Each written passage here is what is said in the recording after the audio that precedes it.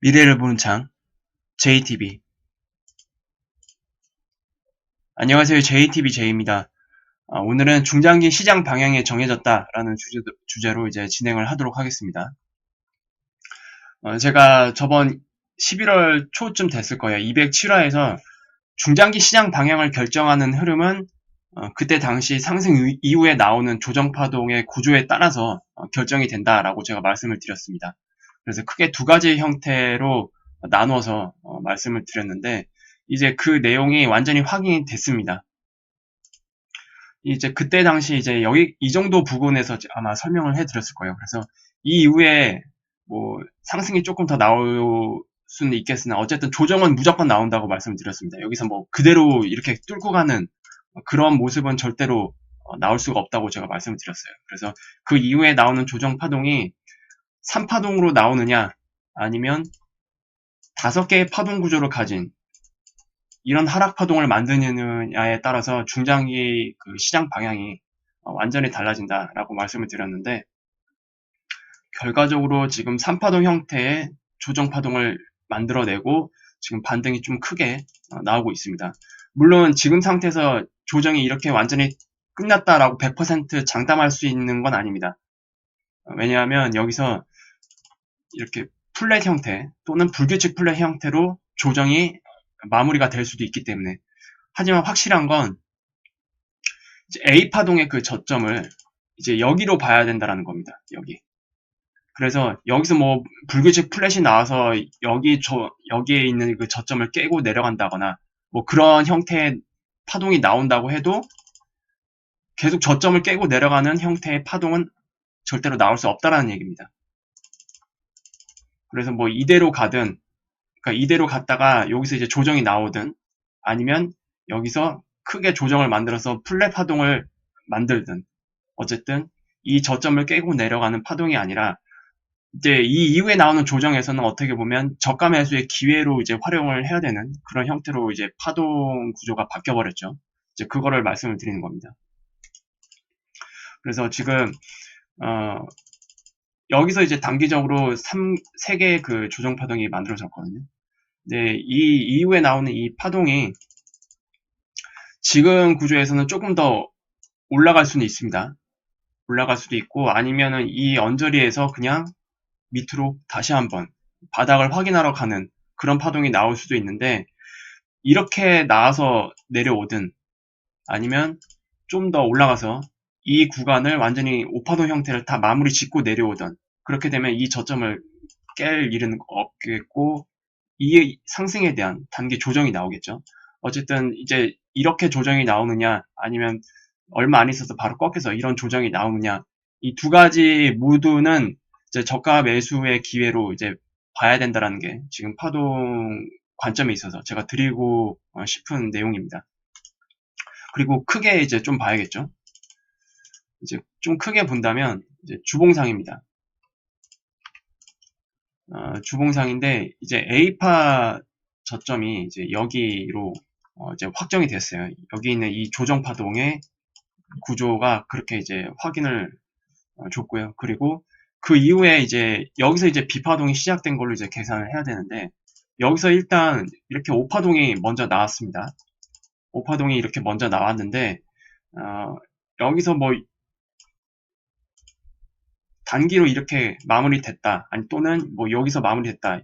어떤 이제 시나리오로 진행되던지 간에 위로 어쨌든 가야 되거든요. 위로. B파동은 이제 3개 파동으로 또 구성이 되어 있습니다. 여기서 이미 5파동을 만들어냈기 때문에 최소한 여기서 5파동을 또 한번 만들어내야 됩니다. 그렇게 되면 이제 반등 구조에 있어서는 대략적으로 갈 수 있는 위치가 이제 306 정도 되거든요. 306 정도 되는데 문제는 여기를 깔끔하게 스탠다드 형태의 그 5파동을 만드느냐 아니면 이런 형식으로 오버랩을 만들면서 힘겹게 엔딩 다이애고널 형태로 만드느냐 이게 좀 관건이 될 것 같습니다.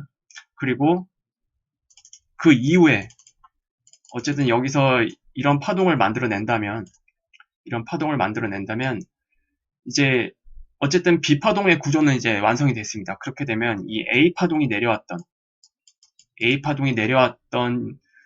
크기의 하락파동이 그 이후에 아마 이어질 가능성이 굉장히 크거든요. 근데 지금 B파동 같은 경우에는 조정파동이기 때문에 경우의 숫자가 굉장히 많습니다.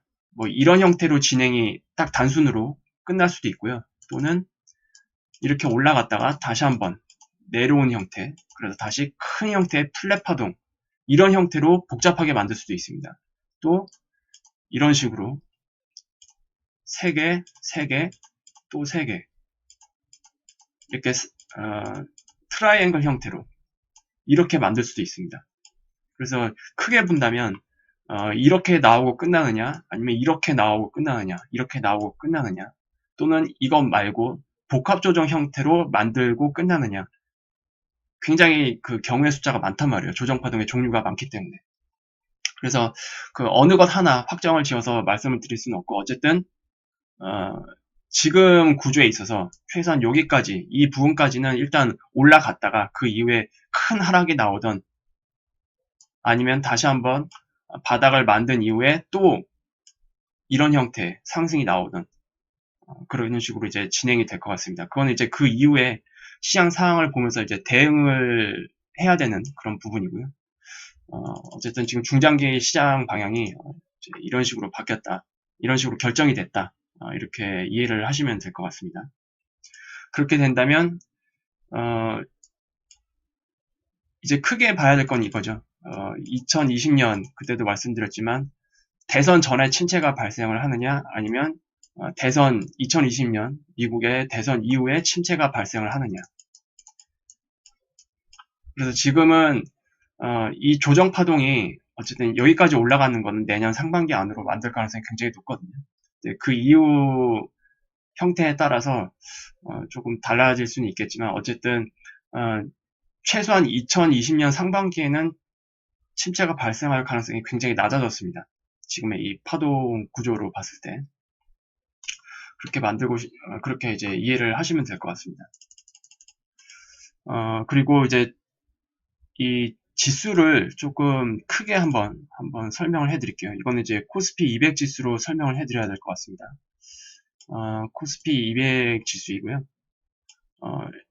제가 지금 크게 보고 있는 대파동 카운트를 여러분들에게 좀 같이 공유를 해드리겠습니다. 이거는 이제 월봉으로 봐야겠죠.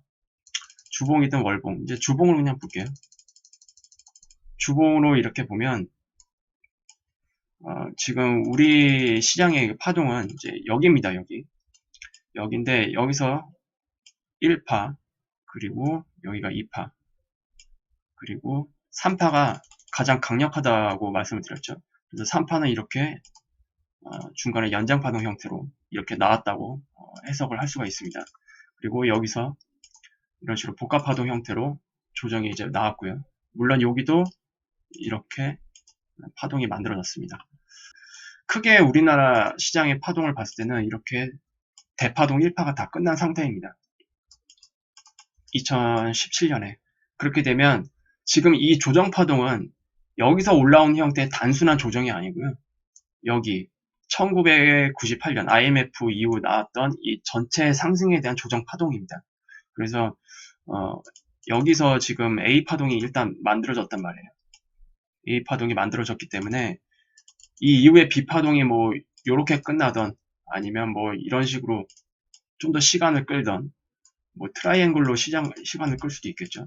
아니면 복합 파동이 나오든, 어떤 B 파동이 이 구간에서 다 만들어진 이후에 마지막 C파동 하락이 나올 가능성이 큽니다. 이게 아마 경기 침체가 될 거예요, 이게. 그래서 이 파동이 최소한 이 A파보다는 같거나 큽니다. 보통 이 지수에서 나오는 C파동의 경우. 그래서 이 이후에 엄청난 하락을 겪고 나서, 그렇게 되면 대파동상 2파 조정이 끝난다는 뜻이에요. 제가 앞서서 뭐라고 말씀드렸죠? 3파가 가장 강하다. 3파가 가장 강하다라고 제가 말씀드렸습니다. 그 이후에 대파동 3파가 나와야 할 자리입니다. 근데 여러분들도 제 채널을 꾸준히 보신 분들은 알겠지만, 이 침체 이후에 뭐가 나온다고 말씀을 드렸죠? 엄청난 규모의 양적 완화, 그리고 이것이 그냥 양적 완화로 끝나는 게 아니라 무한 양적 완화.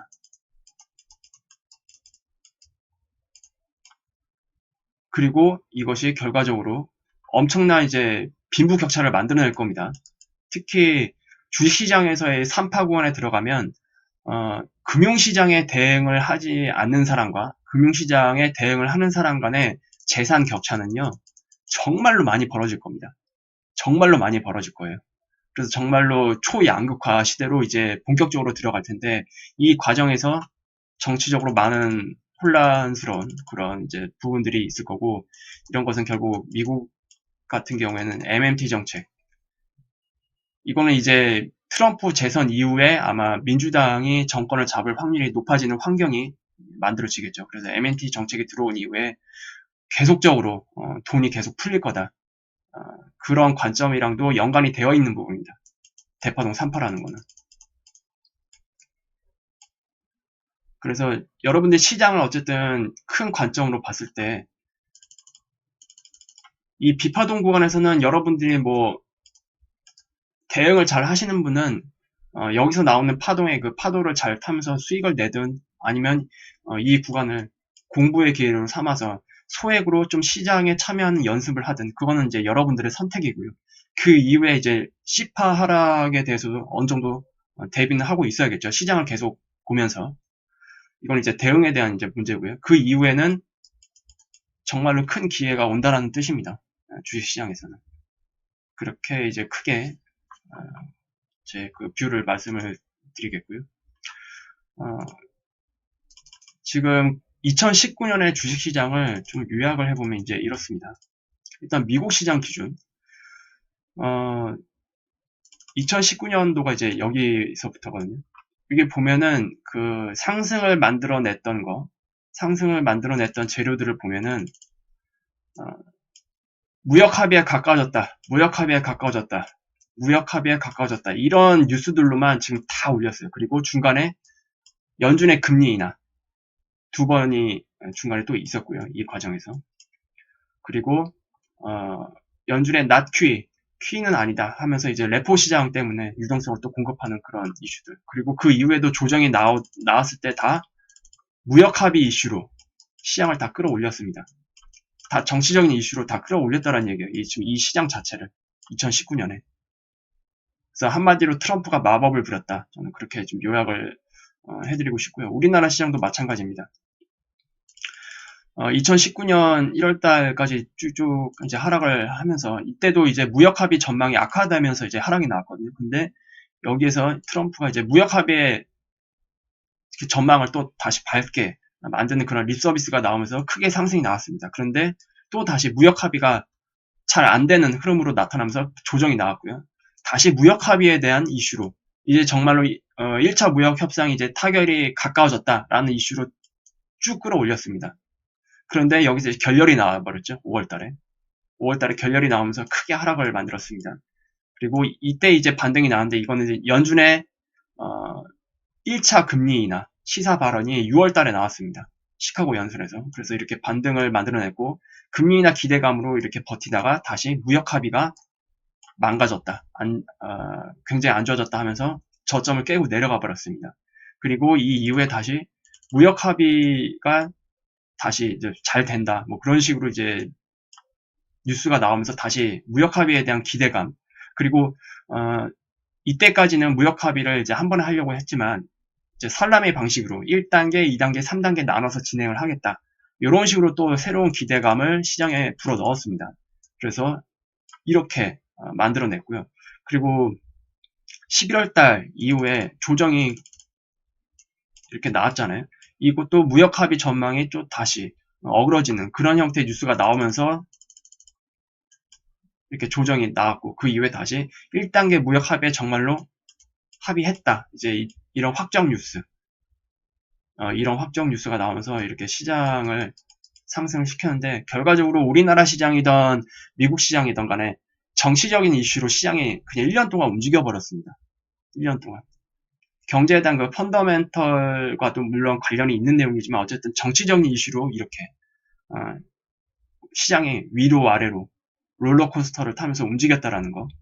그 부분을 조금 기억을 해 주시고요. 그리고 그러면 이제 1차 무역 합의가 됐으니까 정말로 괜찮은 거 아니야? 라고 오해를 하시는 분이 있을 수도 있겠지만 2020년도 똑같습니다. 일단 저번 주죠. 저번 주 우리나라 시간으로 토요일 새벽에 트럼프가 트윗을 날렸어요. 여기서 주목해야 될 그 문장은 이겁니다. 우리는 즉시 2단계 무역 협상을 시작할 것이다 라고 트윗이 이런 내용이 이제 오픈이 되면서 미국 시장도 위아래 아주 그냥 롤러코스터를 타는 그런 장세로 마무리 지었습니다. 그래서 이걸로 봤을 때는 2단계 무역 협상을 바로 시행을 한다고 한다면 우리가 다 알고 있다시피 2단계 같은 경우에는 정말로 서로의 핵심 쟁점 사안을 다루는 내용들이 2단계에 이제 다 들어가 있는 것으로 알고 있잖아요. 그래서 2단계 무역 협상 절대로 쉽지 않다라는 건 다 알고 있습니다. 그래서 결국 쉬운 시장은 예상되지 않는다. 지금 어쨌든 이 반등 있잖아요, 여기. 제가 여기서 반등이 이제 여기서 시작이 됐다고 말씀드렸는데 이 반등 자체도 여러분들이 쉽게 생각해서는 안 된다라는 것을 제가 말씀을 드리고 싶은 건데요. 일단 지금 이슈만 보면은 1차 무역 협상에 대해서도 아직 법정 문서에는 서로 사인을 하지 않았습니다. 약 3주 정도가 걸린다고 하는데 이제 내년 초가 되겠죠. 근데 지금 1단계 무역 협상도 좀 양쪽에서 똑같이 확인되고 있는 내용이 지금 나오지 않은 상태입니다. 중국 같은 경우에는 관세를 단계적으로 축소하는 데 합의했다라는 이제 입장이고요. 그리고 트럼프 같은 경우에는 이 관세 문제에 대해서 2단계 협상 지렛대로 활용하려는 그런 움직임을 보이고 있고, 그리고 농산물 500억 달러치에 대해서도 트럼프가 이렇게 얘기를 하고 있지만 중국에서는 이에 대해서 구체적인 내용을 발표를 하지 않고 있습니다. 그래서 정말로 이게 맞는지 그 부분을 이제 확인을 해야 되는 상황. 그리고 2단계 무역 협상에 대해서도 중국 쪽에서는 1단계 합의 내용 이행 이후에 시작을 하겠다라는 입장이고, 근데 트럼프는 지금 트윗에서도 밝혔지만 즉시 시작하겠다 이런 입장입니다. 그래서 아직 1단계 무역 협상이 법정 문서에 대한 양측의 그 사인 그 부분도 일단 우리가 확인을 해야 될 것 같고, 그리고 2단계 무역 협상이 시작된다고 해도 절대로 쉬운 형태로 진행될 가능성은 굉장히 낮다. 그렇게 된다면 이것이 시장에 반영이 됐을 때 절대로 쉬운 시장은 예상할 수가 없다. 그렇게 좀 바라볼 수 있을 것 같습니다. 그래서 혹여나 일방적인 상승 또는 일방적인 하락이 연출되는 시장을 예상하시는 분들이 있다면 그 부분은 조금 달리 봐야 되지 않느냐. 저는 일방적인 상승, 일방적인 하락이 연출되는 시장은 예상되지 않는다라고 저는 그렇게 판단을 하고 있고요. 그리고 투자자는 시장의 파도를 잘 타지 않으면 큰 손실이 예상이 됩니다. 하지만 2020년에 몇 번의 저가 매수 기회는 있을 것으로 이제 예상을 하고요. 그 기회를 잘 살린다면 의외로 큰 수익이 나올 수도 있을 겁니다. 그리고 경제 활동을 하는 사람, 여기는 이제 시장에 참여하지 않는 사람을 얘기를 하는 겁니다. 경제 활동만 하는 사람들은 2019년과 전반적으로 비슷한 수준의 실물 경기를 체감할 가능성이 굉장히 높습니다. 그래서 여전히 IT 기업에 종사하는 사람 말고는 계속 불황으로 느낄 것 같아요. 이거는 2020년에도 크게 바뀔 것 같지는 않습니다. 그리고 국제적으로 정치적 이슈는 2019년보다 더 복잡하게 진행될 가능성이 큽니다. 미국, 중국, 지금 이 문제, 미중 무역 협상 때문에 결코 간단해 보이진 않고요. 그리고 일본과 한국에 대한 문제, 이것도 마찬가지입니다. 그리고 이제 대북 리스크가 이제 본격적으로 수면 위로 올라올 겁니다. 이 부분에 대해서도 아마 2020년에는 좀 더 복잡한 많은 이슈들이 나오지 않을까 그렇게 예상이 됩니다. 그래서 우리가 2020년을 봐야 될 때는 크게 체크 포인트로서 제가 대략 8개 정도 준비를 했거든요. 일단 빨간색, 붉은색으로 이제 표기를 한 부분, 붉은색으로 이제 표기한 부분부터 한번 보겠습니다. 2단계 미중 무역 협상이 아마 이제 진행이 되겠죠. 트럼프가 그렇게 밝혔으니까. 하지만 쉽게 진행되지는 않는다. 우리가 1단계 무역 협상 내용을 보면 뭐 대단한 내용은 없잖아요. 근데 그 내용을 합의를 하기 위해서도 2019년 내내 그냥 아주 시장을 롤러코스터를 태웠습니다. 근데 정말로 중요한 협상은 이제 2단계부터란 말이에요. 아마 2단계 무역 협상도 냉탕과 온탕을 반복하는 상황이 연출될 가능성이 굉장히 높겠죠.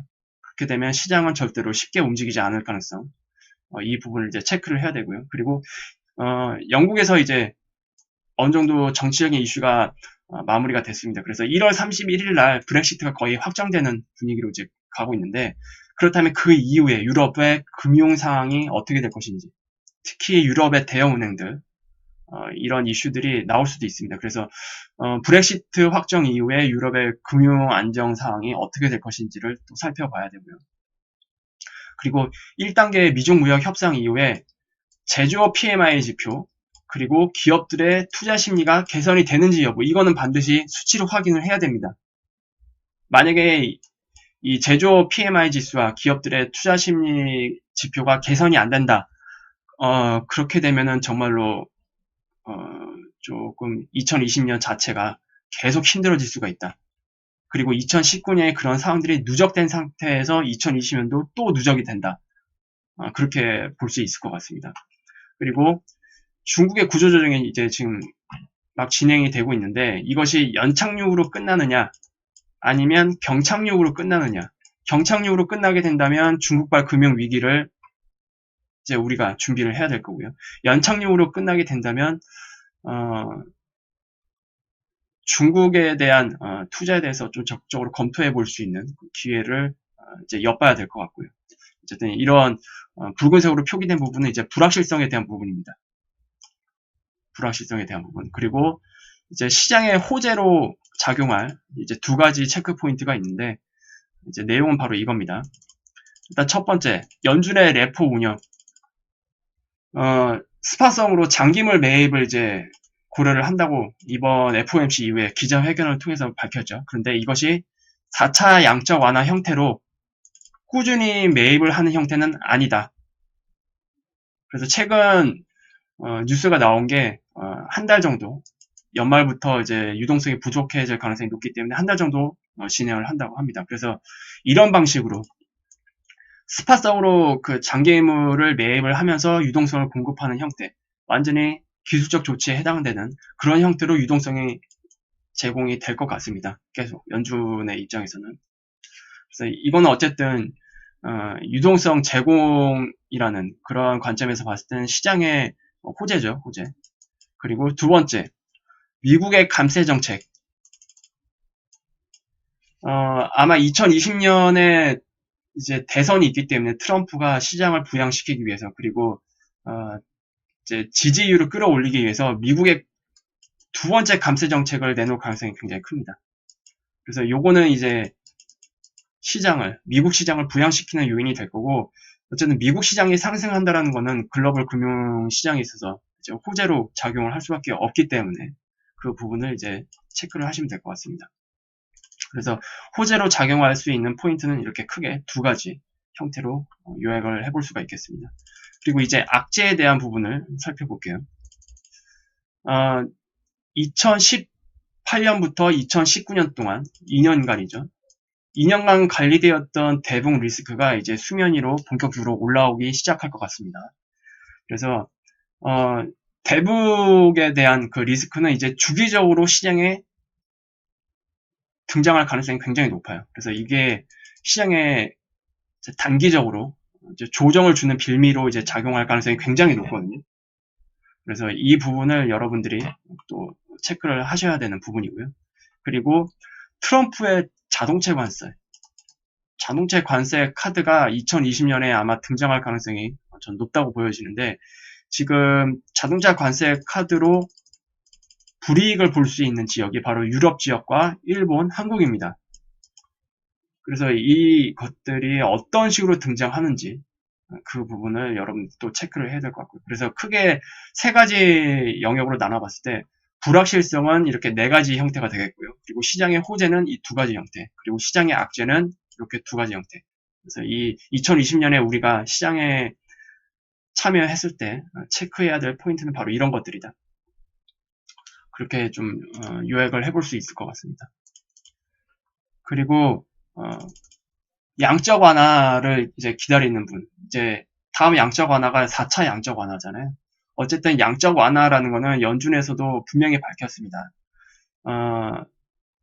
기간 프리미엄을 낮추고 경제 회복에 초점을 맞추는, 그리고 자산 시장의 부양에 초점을 맞추는 정책이 바로 양적 완화라고 분명히 명시를 했기 때문에 레포 시장이 저렇게 불안하다고 해서 4차 양적 완화를 시행할 가능성은 저는 없다고 보여집니다. 그냥 계속 스팟성으로 유동성이 필요할 때마다 그냥 이렇게 어느 정도 뭐 한 달 이런 식으로 기간을 정해두고 부양을 해주는 그런 형태로 이제 끝날 가능성이 크고요. 정말로 우리가 얘기하는 거대한 양적 완화 같은 경우는 시장에 어쨌든 큰 하락이 나와야 됩니다.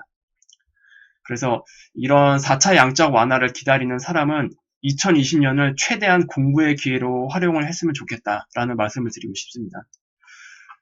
금융에 관심을 가지고 투자를 생각하시는 분, 그리고 4차 양적 완화 시기에 적극적으로 투자를 하려는 분, 그리고 향후 시장의 큰 하락이 이제 나올 때 공격적으로 투자를 재개하려는 분, 이런 모든 분들에게는 2020년은 시장을 공부할 수 있는 해로 최대한 활용하는 것이 어떨까. 특히 이렇게 복잡하게 시장이 진행이 되다 보면 2019년, 2020년 이런 시장을 경험을 하신 분들은 아마 향후 투자 활동에 있어서 굉장히 큰 도움이 되실 겁니다. 정말로 공부가 많이 되는 시장이에요. 지금 시장 형태가. 굉장히 대응을 잘해야 되는 시장이 계속 펼쳐지고 있기 때문에 이런 장에서 공부를 한다는 것은 정말로 큰 공부를 할 수 있는 기회입니다. 그리고 시장이 상승한다고 해서 모두가 수익이 나는 게 아니죠. 그리고 하락한다고 해서 모두가 손실을 보는 건 아닙니다. 그래서 어쨌든 시장에 참여하려고 한다면 매수와 매도에 대한 기술적 근거를 나름대로 다 세우셔야 되고요. 그리고 시장 흐름이 바뀔 때 대응을 통해서 수익을 극대화 또는 손실을 최소화할 수 있는 스킬을 연마를 해야 됩니다. 상승장이건 하락장이건 어차피 수익을 꾸준히 내는 사람은 이제 상위 5%밖에 안 됩니다. 여기는 이제 수익을 꾸준히 내는 사람. 그러니까 뭐 한두 종목에 운 좋게 뭐 몰빵을 해서 수익 내는 사람, 이런 거는 이제 저는 개인적으로 수익이라고 안 보고 있고요. 엄청난 많은 매매를 통해서 꾸준히 수익을 내는 사람은 상승장이건 하락장이건 어차피 상위 5% 정도로 저는 보고 있습니다. 그래서 이제 그 외 나머지 사람들을 좀 나눠본다면 크게 네 가지로 나눠볼 수가 있는데, 일단 상승장일 때 수익이 나고 하락장일 때 손실이 나는 사람이 있을 거고요. 그리고 상승장일 때도 손실이 나는 사람이 있을 겁니다. 그리고 하락장일 때 상승장에서 번 수익을 모두 까먹는 사람, 어쨌든 손실이 커지는 이제 그런 형태가 되겠고, 그리고 하락장일 때 대응을 잘못해서 큰 손실로 복구가 안 되는 사람도 아마 있을 겁니다. 어쨌든 이런 형태의 사람들이 있는데, 이걸로는 시장에서 살아남기 힘듭니다. 이런 형태로는 시장에서 살아남기 힘들고요. 양적 완화가 진행이 되더라도 계속 이런 형태의 매매가 반복될 가능성이 큽니다. 꾸준히 수익을 낼 수 있는 거는 5%밖에 안 돼요. 이거는 뭐 앞으로 시장이 크게 좋아진다고 해도 크게 변화하지는 않을 겁니다. 그래서 여러분들이 2020년을 최대한 공부의 기회로 활용을 하셨으면 좋겠어요. 그리고 4차 양적 완화가 오면은 이제 공부의 기회가 없는 겁니다. 그때는 이제 실전이에요. 제가 말씀드렸죠. 대파동 구간에서는 그때가 우리나라 시장에서는 3파에 해당되는 구간에 위치해 있기 때문에 엄청난 상승이 나올 거고, 여기서 시장에서 대응을 잘 못하시는 분들은 상대적인 빈곤이라고 해야 될까요? 엄청난 초양극화 물결에 같이 희생이 될 수가 있습니다. 그러려면 그 시기가 오기 전에 어느 정도 충분히 준비가 되어 있어야겠죠. 그래서 제가 멤버십 분들한테는 정말로 많이 반복을 해서 강조를 해드립니다. 공부에 대한 부분. 시장에서 수익을 내는 거는 뭐 느낌이나 감으로 절대로 할 수는 없는 부분입니다. 어쨌든 공부가 반드시 선행이 되어야 되고요. 그리고 이러한 내용들이 완전히 자기 것으로 만들어 놓은 상태에서 꾸준한 수익이 이제 나오는 겁니다. 그래서 여러분들이 2020년에도 분명히 어려운 시장이 될 겁니다. 어려운 시장이 펼쳐질 텐데 이런 시장에 있어서 거꾸로 생각해 보면 정말로 공부가 되는 시장이 된다는 얘기거든요. 그래서 최대한 공부의 기회로 활용하셨으면 좋겠습니다. 공부하는 과정에서는 어차피 큰 자금 필요 없잖아요. 소액으로 무리 없는 수액만으로도 어느 정도 공부는 할 수가 있습니다. 그래서 공부되지 않은 상태에서 무리하게 비중을 크게 싣거나 그래서 기회비용을 다 날리는 그런 사태는 없었으면 좋겠습니다. 그래서 오늘 영상은 이 정도로 마무리 짓도록 하겠습니다. 유익한 영상이 되셨다면 구독, 알람, 좋아요 부탁드리고요. 수요일날 다시 찾아뵙도록 하겠습니다. 감사합니다.